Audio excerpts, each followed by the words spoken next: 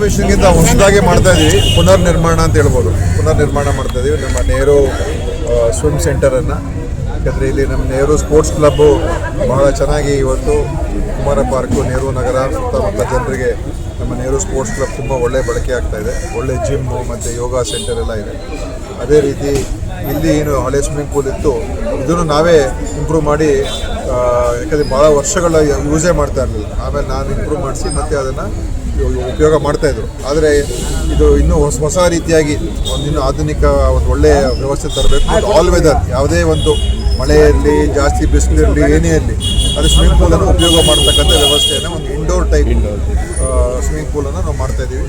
ಅದರಿಂದ ಬೆಂಗಳೂರಿನಲ್ಲಿ ಬಹುಶಃ ಕಾರ್ಪೊರೇಷನಿಂದ ಈ ರೀತಿಯಾದಂಥ ಒಂದು ಸ್ವಿಮ್ಮಿಂಗ್ ಪೂಲು ಪ್ರಥಮ ಬಾರಿಗೆ ಆಗ್ತಾ ಇರುವಂಥದ್ದು.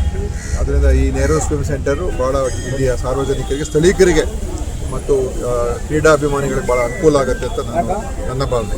ಸರ್, ಶಾಲಾ ಮಕ್ಕಳು ಕಾಲೇಜುಗಳಿಗೆ ಭಾಳ ಬೇಡಿಕೆ ಐತೆ ಸರ್. ಇದು ಎಲ್ಲ ಯುವಕರಿಗೆ, ಮಕ್ಕಳಿಗೆ ಮತ್ತು ಎಲ್ಲ ಥರ ಜನರಿಗೆ, ಯಾಕಂದರೆ ಸ್ವಿಮ್ಮಿಂಗು ಭಾಳ ಒಳ್ಳೆಯ ವ್ಯಾಯಾಮ ಮತ್ತು ಅದು ವಯಸ್ಸಾಗಿರೋರು ಕೂಡ ಭಾಳ ಒಳ್ಳೆಯ ಎಕ್ಸಸೈಸ್ ಅದು. ಆ ಕಾರಣದಿಂದ ಅದಕ್ಕೆ ಹೆಚ್ಚು ನಮ್ಮಲ್ಲಿ ಕ್ರೀಡೆಗೆ ಹೆಚ್ಚು ಪ್ರೋತ್ಸಾಹ ಕೊಡಬೇಕು ಅಂತ ನಮ್ಮಲ್ಲಿ ಈ ಎಲ್ಲ ಕ್ರೀಡಾ ಫೆಸಿಲಿಟೀಸನ್ನು ಇವತ್ತು ನಾವು ಇಂಪ್ರೂವ್ ಮಾಡ್ತಾ ಇದ್ದೀವಿ. ನಮ್ಮ ಆರ್ ಗುಂಡೂರಾವ್ ಇಂಡೋರ್ ಸ್ಟೇಡಿಯಮನ್ನು ಕೂಡ ಈಗ ಅದನ್ನು ನವೀಕರಣಗೊಳಿಸ್ತಾ ಇದ್ದೀವಿ. ಮತ್ತು ನೆಹರು ಏನು ಸ್ಪೋರ್ಟ್ಸ್ ಸೆಂಟರ್ ಅದನ್ನು ಕೂಡ ಇಂಪ್ರೂವ್ ನಾವು ಮಾಡಿದ್ದೀವಿ. ಮತ್ತು ನಮ್ಮ ಚಿಕ್ಕಲಾಲ್ ಬಾಗ್ ಲೋಕಮಾನ್ಯ ತಿಲಕ್ ಇಂಡೋರ್ ಸ್ಟೇಡಿಯಂ ಅದನ್ನು ಕೂಡ ನಾವು ಮಾಡಿದ್ದೀವಿ. ಮತ್ತು ಈ ವರ್ಷ ಎಲ್ಲ ನಮ್ಮ ಔಟ್ಡೋರ್ ಏನು ಗ್ರೌಂಡ್ಸ್ ಇದೆ ಅದನ್ನು ಎಲ್ಲವನ್ನು ಕೂಡ ಈ ಸಲ ಇಂಪ್ರೂವ್ ಮಾಡ್ತಾ ಇದ್ದೀವಿ.